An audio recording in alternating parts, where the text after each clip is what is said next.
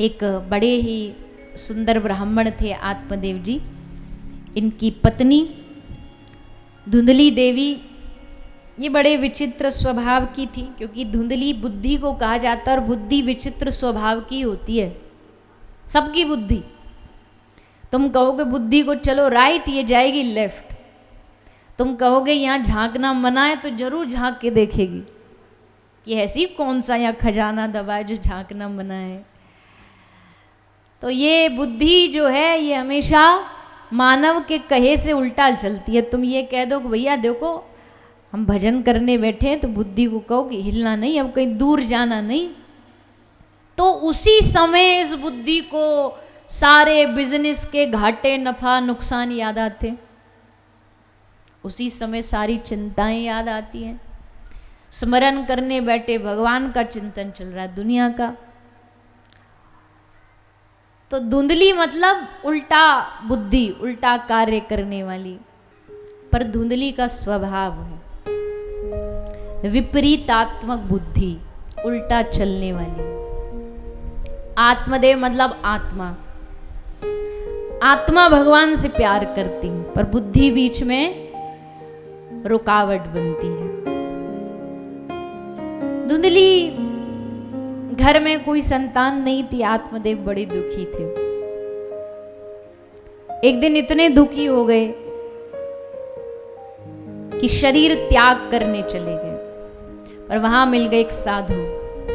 साधु ने कहा बेटा इतना कीमती शरीर और तू संसार की एक कामना पूरी नहीं हो रही, उसके लिए तू इस शरीर को त्याग रहा।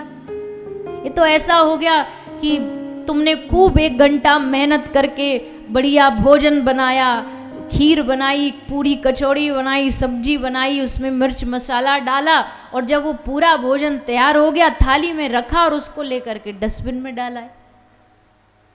मानव जीवन इतने बड़े भाग्य से मिलता है और तुम उसको जरा सी कोई जीवन की अनुकूल परिस्थितियां आ जाए और जाकर के शरीर को ऐसे व्यर्थ में बहा देते हो। फांसी पे लटक गए, ट्रेन के सामने आ गए, जहर खा लिया। इसका मतलब तुमने भगवान का अपमान किया। भगवान ने इतनी कीमती चीज तुम्हें दी, मानव शरीर। अरे नई जीवन में कोई कुछ किसी से कुछ बन पा रहा है, किसी से मन नहीं मिल पा रहा है, परिस्थितियां खराब हैं, दूर हो जाओ। पर इतनी कीमती शरीर को मिटा देना, वो भी संसार की लौकिक इच्छाओं के लिए। पुत्र चाहिए ना, बेटा चाहिए। हाँ प्रभु आप संत हैं, आप कृपा करो। संत ने कहा देखो भैया हमको चमत्कार की गारंटी नहीं लेते, पर हाँ तू दुखी है इसलिए भगवान से निवेदन जरूर कर देंगे, भगवान इस बालक पर कृपा कर देना। कोई संत कभी भी ना तुम्हारी इच्छा पूर्ति के लिए कुछ चमत्कार करके तुम्हारा जीवन परिवर्तित कर दूंगा ऐसी गारंटी नहीं लेता। वो साधु नहीं है। वो भगवान से निवेदन कर सकता है कि प्रभु इसका कल्याण कर दो, बेचारा रो रहा है, परेशान है।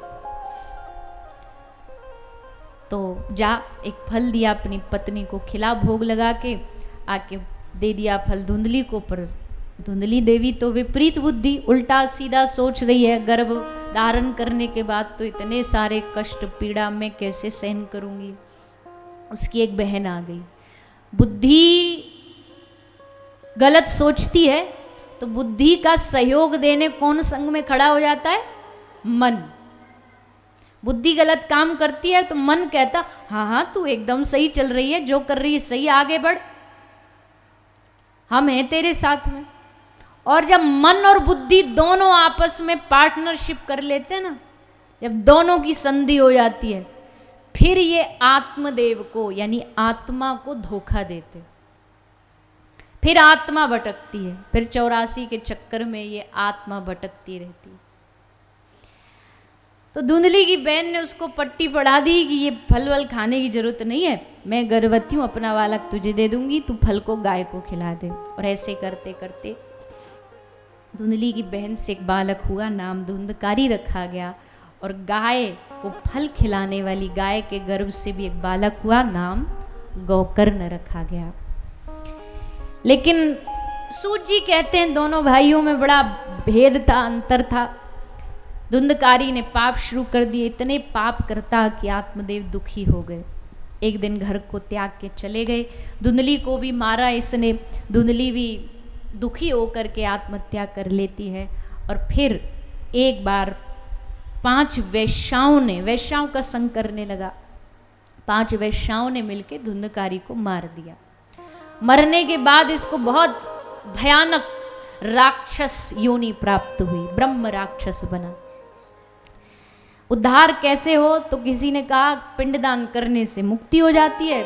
100 बार पिंडदान कराए गौकर्ण महाराज, पर ये तो मुक्त ना हुआ। तब इसकी मुक्ति के लिए श्रीमद् भागवत कथा का आयोजन गौकर्ण महाराज ने अपने गांव में कराया। सब लोग आए, कथा सुनी। ये भी आया, बांस में बैठ के कथा सुनी। और कथा जैसे विश्राम हुई, 7वें दिन आकाश से भगवत दूतों का विमान आया और धुंधकारी को विमान में बिठा करके भगवत धाम ले जाया गया। श्रीमद् भागवत 7 दिन नहीं, क्षणार्धम क्षेमार्धम, एक क्षण में भी भगवान तक पहुंचाने की सामर्थ्य रखती है। बस शर्त है कहने वाले में विश्वास हो और सुनने वाले में श्रद्धा हो। विमान आया, विमान लेकर के गया। अगली बार कथा हुई, पूरे गांव के लिए विमान आया और पूरा गांव भगवान के साथ उनके धाम गया। ऐसी श्रीमद् भागवत हम सबको जीवन में भगवत कृपा से प्राप्त हुई है। पर देखो, हमको विमान की कोई जल्दबाजी नहीं है, होनी भी नहीं चाहिए। जैसे हनुमान जी महाराज ने कह दिया ना, प्रभु ठीक है चलेंगे तुम्हारे साकेत पर, मिलेगी मां तुम्हारी कथा। तो स्वर्गे सत्ये च कैलाशे वैकुंठे नास्त्यम रसम, ये कथा कहीं नहीं है, स्वर्ग में भी नहीं है, कैलाश लोक में भी नहीं है, सत्यलोक में भी नहीं है, ब्रह्मलोक में भी नहीं है। सारे ब्रह्मांड में एक ही लोक है जहां भगवान की कथा है, और वो है पृथ्वी लोक। इस पृथ्वी लोक पे भगवान की कथा सुनाई जाती है। तो जब हमको एक कथा सुनने मिल रही है तो ये ठाकुर जी हमें कोई जल्दबाजी नहीं, विमान की आप अपना अपने पास रखो, हमको तो बस इतनी कृपा करो कि आपकी कथा में डूब जाए। जितना उनकी कथा में डूबेंगे उतना उनसे प्रेम बढ़ता चला जाएगा। एक एक सिंडी चढ़ते चढ़ते प्रेम प्राप्ति हो जाएगी। इस भाव से कथा सुननी है। आगे कथा की साप्ताहिक विधि भी बताई है। पर देखो सच्ची बात यह है, साप्ताहिक विधि जो भागवत में कही है, बहुत बड़े बड़े नियम तो नहीं, पर कुछ जो बताए हैं वो सब कोई ना भी मान सके तो कोई बात नहीं। भागवत जी कहती है सदा सेव्या श्रीमद् भागवती कथा यश्च श्रवण मात्रेण हरिश्चित्तम समाश्रित। श्रद्धा से सुनते रहो, कोई नियम बन जाए तो करो, नहीं भी बन पाता तो कोई बात नहीं, विश्वास के साथ सुनोगे तो भागवत तुमको परिणाम जरूर देगी।